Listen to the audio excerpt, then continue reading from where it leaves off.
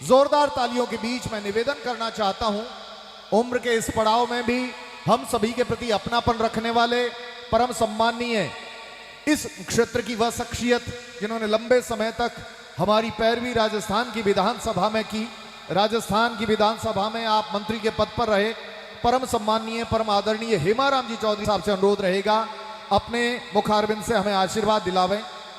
परम सम्माननीय हेमाराम जी चौधरी साहब, पूर्व मंत्री राजस्थान सरकार।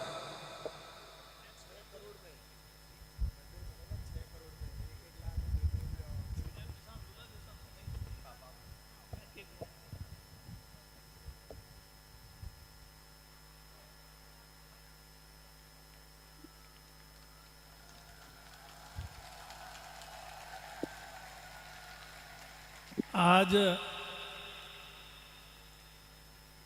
वीर तेजाजी महाराज की जयंती के अवसर पर कल तेजादशमी, आज पूर्व संध्या पर नवमी को ये जो भजन संध्या का कार्यक्रम रखा गया है, इस कार्यक्रम में यहाँ पधारे बाहर से मंच पर उपस्थित सभी अतिथिगण और सामने विराजे हुए सभी बुजुर्गों, नौजवान साथियों और मातृशक्ति, मैं समय की कमी की वजह से बिना नाम लिए संक्षेप में थोड़ी सी आपसे बात करूंगा।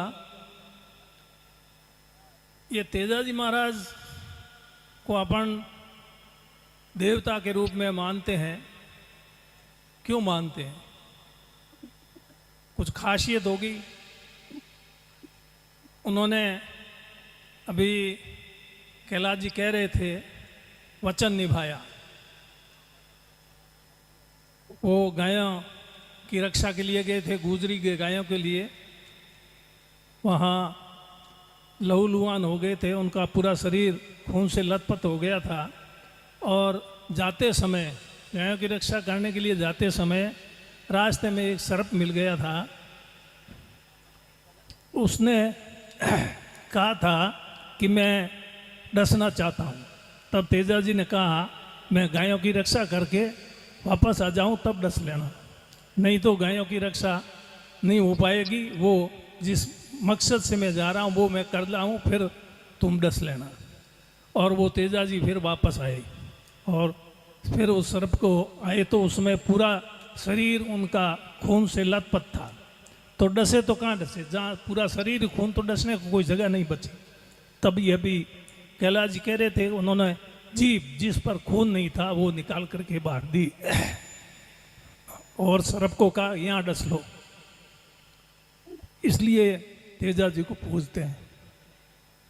आज है ऐसे लोग वचनों के पक्के हैं, अपने जैसे होते तो वापस आते, आगे का और कोई रास्ता ढूंढते कि नहीं ढूंढते, वापस उस रास्ते आते क्या हैं? और अपन तेजा जी के भक्त हैं, तो भक्त है तो अपन तेजा जी की कोई बराबरी कर नहीं सकते, नहीं तो कोई अपन देवता हो नहीं सकते। लेकिन कुछ सीखें तो सही तेजा जी से। अपन क्या करते हैं? कितने अपने वचनों पे पक्के रहते हैं, कायम रहते हैं। किसी को जुबान दे देते हैं, उस पर कायम रहते हैं क्या? सोच लो, सब अपना मन में विचार कर लो। मैं कोई आपके लिए नहीं कह रहा हूँ, मैं भी उसमें शामिल हूँ, मैं कोई अलग नहीं हूँ, लेकिन नहीं रहते हैं। और हम लोग तो रहने का सवाल ही नहीं, राजनीति में रहने वाले तो कोई रह ही नहीं सकते। हाँ, राजनीति में रहना है तो तेजा जी की तरह अगर हम वचनों पे चलेंगे ना तो हमारी राजनीति पूरी होगी। और वैसे मेरी तो राजनीति खैर पूरी हो गई, पर बात कह रहा हूँ इतने वर्षों तक मैंने भी राजनीति की, तो इस तरह से तेजा जी की तरह मैंने अपना जीवन नहीं जिया। तो इसलिए जितने भी देवी देवता हुए हैं उनमें कोई न कोई खासियत है, इसलिए उनको पूजते हैं। चाहे वीर तेजा जी हो, जम्बो जी हो, खितेश्वर भगवान हो, राजा राम जी भगवान हो, कोई अनेक देवता हो, सबके नाम लो, इतना वक्त नहीं। पर कहना है मतलब ठीक है, जिस जाति से जो देवता हुए हैं उस जाति के लोग उस देवता को ज़्यादा पूजते हैं, लेकिन दूसरे भी पूजते हैं। और पूजना चाहिए। ऐसा नहीं है आज चाहे जाम्बोजी है, चाहे खेतेश्वर भगवान है, चाहे राजेश्वर भगवान है, जैसे मैंने कहा, चाहे श्रिया दे है, रूपा दे है, कोई है, सभी में खासियतें हैं, इसलिए उनके समाज ही चाहे अधिकांश पूजते हैं। वही अभी यहाँ पर वो बोली आई थी ये, तो आपको वो राम जीवन जी उन्होंने एक खंबे की बोली का बोला, ये जय किशन जी बादू बैठे हैं, ये तो जाम्बे जी के भक्त हैं, पर तेजा जी के लिए भी इन्होंने दिया नहीं पैसा। तो इसलिए सभी अच्छे हैं देवता, मैं तो ये समझता हूँ। और अपने को तो सिर्फ ये देखना है कि अपन खुद क्या कर रहे हैं। हम लोग बातें तो बहुत बड़ी बड़ी करते हैं, उपदेश तो बहुत बड़े बड़े देते हैं, दूसरों को समझाने की बहुत कोशिश करते हैं, दूसरों के अंदर कमियां खामियां वो नजर आ जाते हैं हमारे को फटाक से, लेकिन खुद के अंदर कोई कमी खामी है वो नजर नहीं आती है, और खुद कुछ विचार नहीं करते हैं, तो फिर वो कोई मतलब नहीं। अगर मैं समझता हूं कि हर व्यक्ति अपने आप के बारे में सोचे, स्वयं के बारे में, कि मैं क्या हूं, मैं क्या कर रहा हूं, क्या वास्तव में मैं एक मनुष्य को करना चाहिए वो कर रहा हूं, या उससे हटके कुछ कर रहा हूं। अगर उससे हटके कुछ कर रहा हूं तो वो सही नहीं है। इस प्रकार अगर सोच करके आज अगर सभी सुधर जाएं तो सब ठीक है, पर होता नहीं है ऐसा। हर व्यक्ति मैं ही हूं सही, अपने आप को तो सही मानता है, अपने आप को श्रेष्ठ मानता है, अपने आप को योग्य और काबिल मानता है, जबकि ऐसा नहीं है।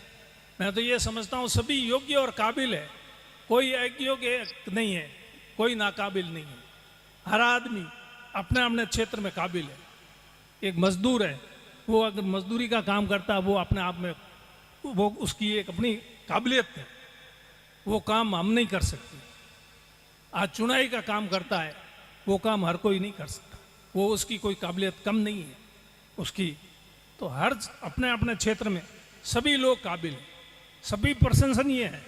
ऐसा नहीं है कुछ लोग ही प्रशंसनीय हैं, पर कुछ लोग, आप लोग भी, हम जनप्रतिनिधियों को ज़्यादा ही महत्व देते हो जैसा मैं महसूस कर रहा हूँ, जबकि हम कुछ भी नहीं है। हम तो सिर्फ आप लोगों के सेवक हैं, सेवक के अलावा कुछ नहीं है। आप लोग हमें सेवा का मौका देते हो तो हम सेवक के रूप में काम करते हैं, मौका नहीं देते हो तो काम करने की जरूरत ही नहीं पड़ती। आज आप हकीकत में देखा जाए, लेकिन अब उस तरफ आप लोगों को भी सोचना पड़ेगा, मालिक कौन है ये मेरे को बताओ। आप में और हम लोग, आप में और हमारे में मालिक कौन है? आप होगा, हमें बताओ। आप लोग मालिक, लेकिन मानते नहीं हो। कई बार मैं कहता हूं मानते नहीं। आप कहोगे आपने हमारे को मालिक कैसे कह दिया? साहब आप तो बहुत बड़े हो, ये हो वो हो, ना आपके सब हाथ में। अरे हमारे हाथ में है क्या? कुछ भी नहीं है। आप लोगों ने दिया तब है हमारे हाथ में, नहीं तो हमारे हाथ में है क्या? अभी है क्या हमारे हाथ में? अभी ये कह रहे थे, बात चल रही थी ये जमीन की, इसके अलॉटमेंट की। आज मैं कह सकता हूं कि मैं अलॉटमेंट करवा दूंगा, क्योंकि मेरे हाथ में है ही नहीं। मतलब मैं कहीं बात करूंगा, मेरी बात कोई सुनने वाला होगा ही नहीं। तो जिसकी बात सुनी जाएगी वही उसके हाथ में होगा। तो जो कुछ भी किया सेवक के रूप में, वो आप लोगों ने किया। हम लोग कहते हैं कि हमने ये कर दिया वो कर दिया, कुछ करने को नहीं है, कुछ ऐसा नहीं किया। मैं ऐसा नहीं मानता। और सच्चे सेवक के रूप में अगर काम करते हैं तो ठीक है, एक ईमानदारी की बात है। और नहीं करते हैं तो फिर वो आपने वोट दिया, 5 साल की गई, आगे फिर बाद में 5 साल के बाद में फिर दोबारा देखते हैं। तो काम करना भी काफ़ी कठिन है। अभी कैलाश जी कह रहे थे, आपके एमपी बने कैलाश जी, इन्होंने ये बाजरा अनुसंधान केंद्र की पैरवी की। बिना पैरवी के नहीं होता है कोई काम, पैरवी इन्होंने की। आपने मौका दिया, ये भी मैं कहता हूँ, कोई आप मौका नहीं देते तो ये भी क्या करते। पर मौका दिया तो मौके का इन्होंने बिल्कुल जिम्मेदारी से उसका काम किया मौके के हिसाब से।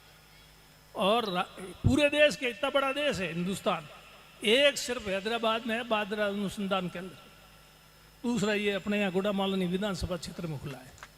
राजस्थान भी बड़ा है, हिंदुस्तान कितना बड़ा है, कितने स्टेट हैं, ये कम बात नहीं है। लेकिन हम अपन इस चीज़ को समझ नहीं पाते, वो एक अलग चीज़ है।